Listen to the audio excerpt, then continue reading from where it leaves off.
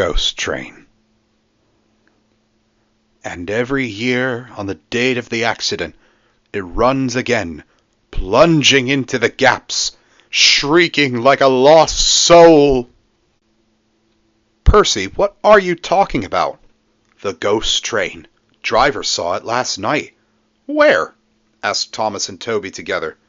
He didn't say, but it must have been on our line. He says ghost trains run as a warning to others. Oh, he went on, it makes my wheels wobble to think of it. Pah, said Thomas. You're just a silly little engine, Percy. I'm not scared.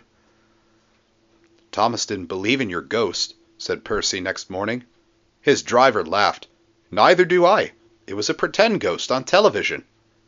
Percy was disappointed, but he was too busy all day with his stone trucks to think about ghosts. That evening he came back, light engine, from the harbor.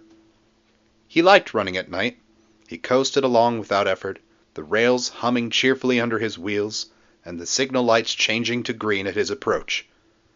Percy always knew where he was, even in the dark. Crow's Farm Crossing, he chuntered happily. We shan't be long now. Sam had forgotten that Mr. Crow wanted a load of lime taken to the 40-acre field. When he remembered, it was nearly dark. He drove in a hurry, bumped over the crossing, and sank his cart's front wheels in mud at the field gate. The horse tried hard, but couldn't move it, and the cart's tail still fouled the railway. So Sam gave it up. He unharnessed the horse and rode back to the farm for help. There's still time, he told himself. Next train's not due for an hour. But he'd reckoned without Percy. Percy broke the cart to smithereens, and lime flew everywhere. They found no one at the crossing, so went on to the next signal box. Hello, said the signalman. What have you done to Percy? He's white all over.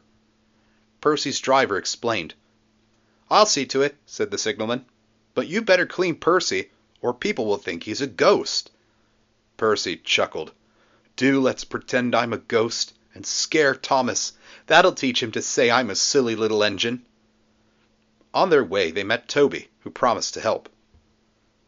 Thomas was being oiled up for his evening train when Toby hurried in saying, Percy's had an accident. Poor engine, said Thomas. Botheration. That means I'll be late. They've cleared the line for you, Toby went on, but there's something worse.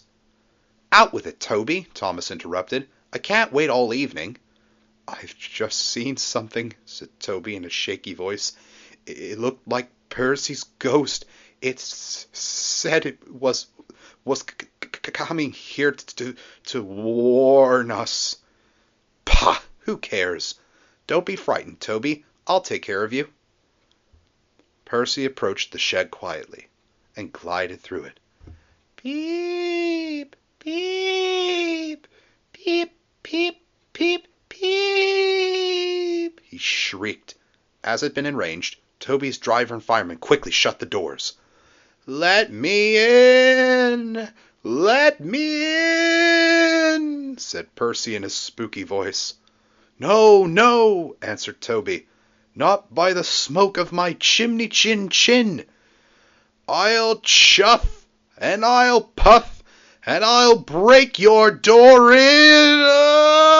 Oh, dear, exclaimed Thomas. It's getting late. I'd no idea. I must find Annie and Clarabelle.